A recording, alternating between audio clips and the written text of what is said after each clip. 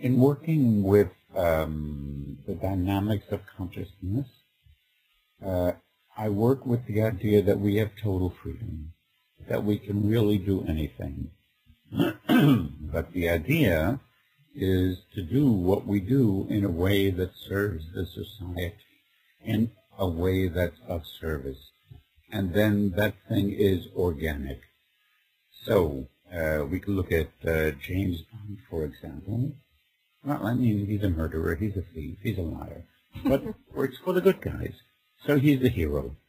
And other people doing the same thing, they're working in a way that's not organic.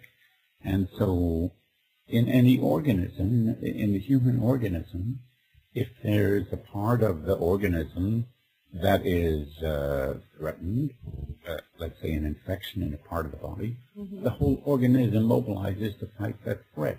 Yeah. And it happens like that in society as well. If somebody is doing something that threatens the organism, the society, their actions are going to be discouraged.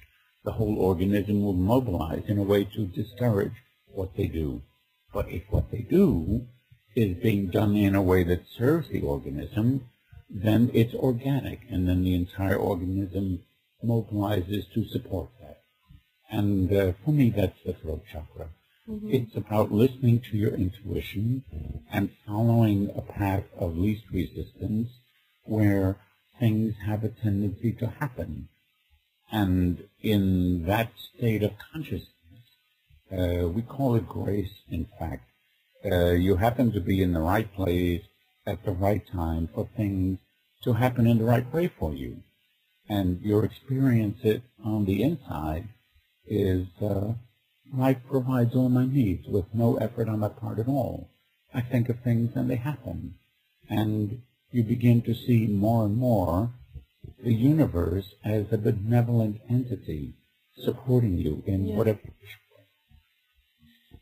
So we could say that the entire organism of the universe, this benevolent organism which is always here, actually in every cell of our body, in every atom of the air, everywhere you look at, in everything you feel, is like an organism that is always responding in the same way to our actions.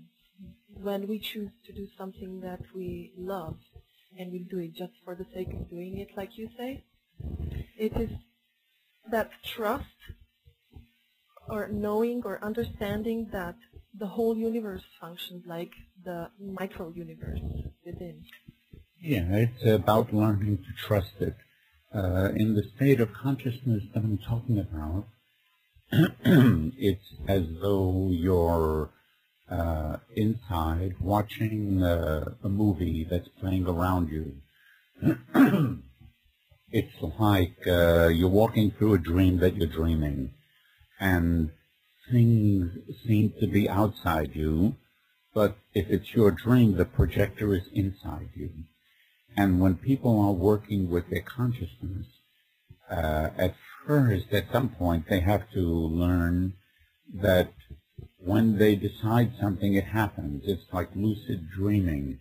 It's like telling the dream, wait a minute, I'm dreaming you, so now I want this dream to unfold so that that happens. And then you watch the dream change according to whatever you have decided to believe is possible. But after a while, the dream itself becomes like another being. It feels like you're interacting with another consciousness. And some people call this other consciousness God, or generically we can just call it the universe.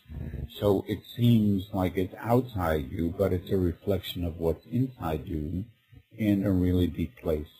And in that interaction, then it begins to offer you options. And then you have the choice of saying, okay, and walking through that doorway in that moment, or no thanks, and deciding something different. So you're following a certain flow. Things are flowing. As I say, it's moving along a path of least resistance. And when you are in that flow, that's where things manifest. And then you recognize that the stuff that's being offered to you, in fact, is stuff that you had thought about before and at the universe. Yes, indeed. And then it's delivering it to you. And Martin, how did that happen for you? How did you recognize that it all functions like that? When I had to begin to heal myself, I just had to get in touch with a deep part of me and function from that place, and just, I would say, function in a way that was very different from the way I had functioned before. When I had the terminal cancer in 1975, during the operation that I had, I went through the tunnel that people talk about, and I came back different, feeling like some kind of cosmic being where I would say, I don't know what to believe. I don't know what religion is a good one. I don't know what way of being is a good one.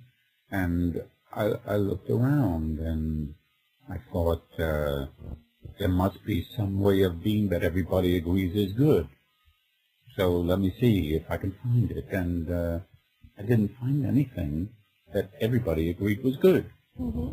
And so I looked around and asked, maybe I can find something that everybody agrees is bad. And I didn't find anything there either. It seemed there was always relative. So I said, well, you know, that gives me a certain freedom. I can just pretty much do what I want to be who I want. And there'll always be people who appreciate that and others who are going to criticize it. But I have the choice of who I want to be around.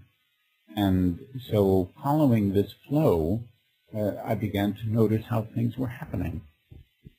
I went through a period of letting go of everything. I decided that, well, if stress and tension was creating illness and relaxation enhanced it, let me take a look at everything in my life that I don't feel good about. And with a willingness to let go of everything, because it was a matter of life and death. And I thought, okay, whatever stays with me is part of my trip. And whatever doesn't, well, it just isn't part of my trip anymore. And so with this sense of letting go, then it was like no longer taking a personal responsibility for success. Let's say for money. Mm-hmm. I was at a point where I was in the hospital, I was incapable of working, and there was nothing I could do that was going to bring in money. Yeah. And I had to let go of control in that sense. And then the universe responded, and money started coming in from here and there. And I began to look at these dynamics as a different model than what I had seen before, as a kind of interaction with another level of consciousness. And this is where I began to notice it and paid more and more attention to it, of what happened when I moved along this path of least resistance. When I was sick, I also was nearsighted. Yes. And after the operation, I couldn't wear my glasses anymore. They were too heavy for me, and they would pull my head down because the operation was on the back of my neck. And what I noticed was, okay, if I wasn't happy about not seeing something that was far away, I put my attention on something close instead. And I just didn't care if my vision wasn't particularly clear. I had other more important things to look at. And in my vision book, I talk about this process of selective vision. I would walk into a room, and the whole room would be blurry. And then one person in the room would look more clear. And I wondered about that. Why is this person clear? So I would go over to this person and just see what we felt like talking about. And then after a while, they became blurry, and somebody else was clear. And so I looked at, why is that? And so I just followed this flow of clarity, I can say, I love and the way you said it. I began to notice how things were happening when I did that. And then I would wonder, well, if I'm looking at this as a television set, who is it, or what consciousness is it that's making this part more clear? Well, this must be my higher consciousness. This must be my spirit. Mm-hmm. And so I began to recognize this interaction with my spirit. And it's like after that, when you see things like that, you're no longer alone. I mean, you're always in contact with your spirit. Mm-hmm. So these spiritual dimensions began to show themselves to me. And in terms of religion, I looked around and I said, well, what do I want to believe in?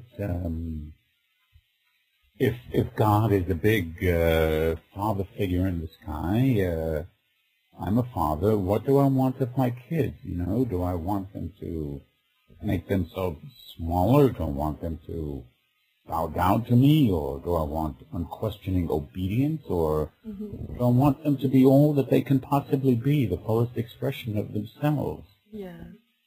So I thought, well, let me take a look at various religions, and there must be something that they all have in common, something that they all say. And the other stuff is just, I would say, cultural flavor, but not really the essence of the religion. And so I did that, and I got a sense of what I would consider is an ultimate truth.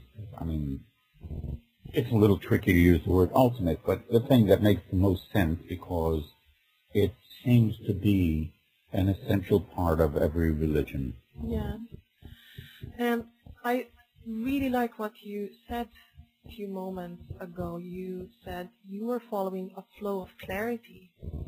And I love this phrase so much because when you allow yourself to just go with this clarity, then that it must be clear to you that, okay, now this is the thing that I really feel like doing now. This would make me happy right now.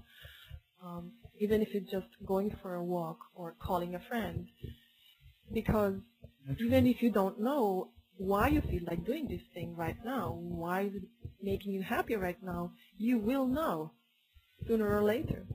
This is how I see and understand your path, the way you are explaining it.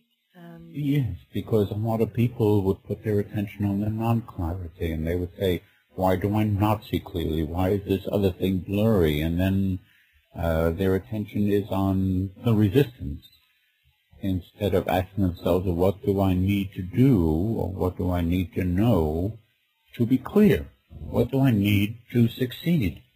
Not what barriers are there to my success, because then my attention is on the barriers. It's like walking into a room and asking yourself how you need to overcome the darkness.